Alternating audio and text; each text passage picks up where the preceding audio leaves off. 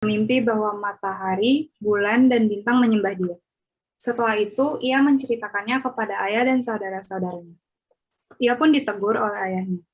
Maka iri hatilah saudara-saudaranya kepada Yusuf, tetapi ayahnya menyimpan hal itu dalam hatinya. Nah, suatu kali Yakub menyuruh Yusuf untuk pergi melihat keadaan saudara-saudaranya yang sedang mengembalakan kambing domba Yakub di dekat Sikem. Nah, ketika Yusuf sampai, seseorang dari mereka berencana untuk membunuh Yusuf dan melemparkannya ke dalam sumur.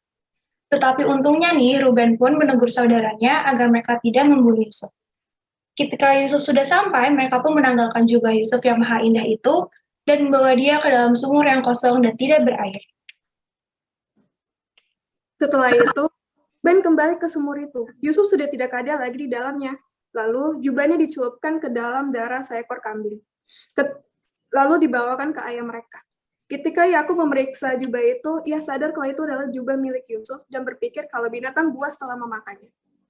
Di Mesir, Yusuf dijual ke seorang pegawai Raja Firaun, Potifar. Tetapi Yusuf tidak dendam kepada saudara-saudaranya. Malahan, dia tetap sabar menunggu pertolongan Tuhan. Karena Tuhan menyayangi Yusuf, ia selalu menyertai Yusuf dalam segala sesuatu. Sehingga Yusuf berhasil atas segala sesuatu yang dikerjakannya. Potifar memberi Yusuf kuasa atas segala miliknya, rumahnya, kecuali istri Potifar. Adik-adik, kita tidak boleh ya seperti kakak Yusuf yang iri kepadanya dan ingin membunuhnya. Tetapi hebat ya, Yusuf dia bisa sabar dan tidak dendam. Malahan dia masih bisa loh berpengharapan sama Tuhan. Nah, kita perlu nih mencontoh sikap Yusuf. Karena kita perlu percaya pertolongan Tuhan akan selalu beserta kita. Contohnya, Yusuf yang sudah dibuang sama kakaknya, tetapi tetap sabar pada pertolongan Tuhan, sehingga ia dipakai Tuhan lebih dari yang ia bayangkan. Setelah beberapa hari, Yusuf digoda oleh istri dari tuannya. Tetapi Yusuf selalu menolaknya dan mengatakan bahwa hal tersebut merupakan kejahatan besar dan dosa di hadapan Allah.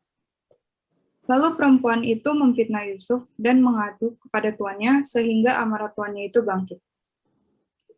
Lalu Yusuf ditangkap oleh tuannya dan dimasukkan ke dalam penjara. Tetapi walaupun di dalam penjara, Yusuf bukannya bersungut-sungut loh adik-adik, tetapi ia malah tetap bersyukur dan tetap taat kepada perintah-perintah Tuhan. Lalu sesudah semuanya itu, juru minuman Raja Mesir dan juru rotinya membuat kesalahan kepada Firaun dan mereka dipenjara di tempat di mana Yusuf berada. Suatu hari bermimpilah juru minuman dan juru roti itu secara bersamaan, tetapi hanya Yusuf yang dapat mengartikannya. Tahu nggak sih adik-adik, 2 tahun kemudian Firaun bermimpi juga loh, dan Yusuf juga memberitahu arti mimpi dari Firaun. Dan ternyata semua yang diartikan oleh Yusuf dari mimpi mereka benar-benar terjadi. Oleh karena itu, Firaun memberi kepercayaan kepada Yusuf dan membebaskannya dari penjara. Karena Yusuf Firaun mengangkat orang nomor 2 di Mesir. Sekarang Yusuf sedang mengumpulkan segala bahan makanan saat ke-7 tahun kelimpahan untuk 7 tahun kelaparan. Semua orang datang ke Mesir untuk membeli gandum dari Yusuf, sebab kelaparan hebat itu di seluruh bumi.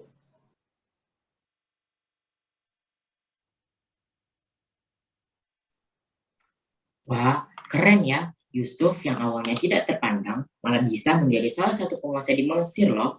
Seperti gambar ini, dia malah bisa memerintah Mesir yang awalnya dia dibuang di sumur dan tidak berdaya. Hebat banget ya adik-adik. Begitulah kalau kita hidup taat kepada Tuhan. Kita pasti akan mendapatkan keselamatan daripada Tuhan. Tetapi adik-adik kita harus ingat ya, kalau ada tantangan yang harus kita lewati sebelum mendapatkan berkat-berkat dan keselamatan Tuhan. Dan kita perlu mengandalkan Tuhan, seperti Yusuf, agar tetap teguh dalam melewati segala tantangan tersebut. Intinya, kita perlu memiliki iman yang kuat dan tetap mengandalkan Tuhan untuk bisa berkemenangan seperti Yusuf. Karena kelaparan hebat, Yakub langsung menyuruh anak-anaknya untuk membeli gandum tersebut. Tetapi Yakub tidak membiarkan Benyamin untuk ikut karena takut akan ditimpa kecelakaan. Ketika di Mesir, Yusuf langsung berlaku seperti orang asing kepada saudara-saudaranya. Yusuf teringat akan mimpinya dan menyuruh saudara-saudaranya itu untuk membawa Benyamin ke Mesir. Kemudian dipenjarakanlah saudara-saudaranya itu. Yusuf membebaskan beberapa dari mereka dengan syarat harus kembali dengan membawa Benyamin. Ketika mereka sampai di rumah mereka, mereka pun membuka karung tersebut. Tampaklah uang dan dalam masing-masing karung. Ketakutanlah mereka dan Yakub pun menjadi marah terhadap anak-anaknya. Yakub tidak memperbolehkan mereka untuk membawa Benyamin ke Mesir. Setelah gandum yang dibawa mereka dari Mesir habis dimakan, ayah mereka menyuruh anak-anaknya untuk membeli gandum lagi. Jika Yakub membolehkan mereka untuk membawa Benyamin ke Mesir, mereka akan membeli gandum untuk ayahnya. Akhirnya, Yakub mengizinkan mereka untuk membawa Benyamin dan ambil gandum terbaik dari negeri itu dan bawa ke Mesir, serta kembalikan uang dari karung-karung.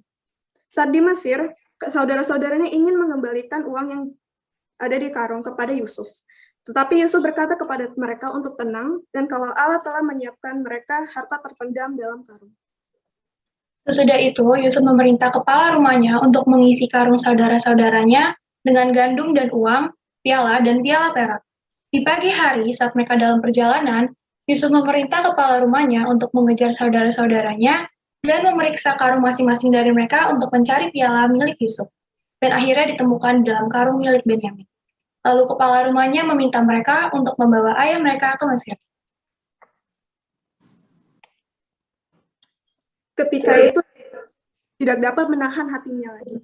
Menangislah ia keras-keras. Ia mengatakan bahwa dia adalah Yusuf, adik yang mereka jual ke Mesir. Demikianlah mereka pergi dari Mesir dan sampai di tanah Kanaan kepada ayahnya Yakub, ayah mereka. Tetapi hati Yakub tetap dingin, sampai akhirnya saat mereka menyampaikan segala perkataan yang diucapkan oleh Yusuf, bangkitlah kembali semangat ayah mereka itu.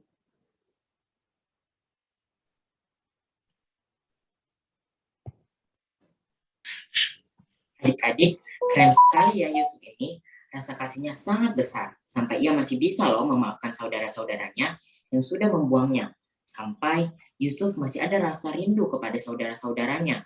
Sampai ia masih mau menahan saudara-saudaranya di singgasananya.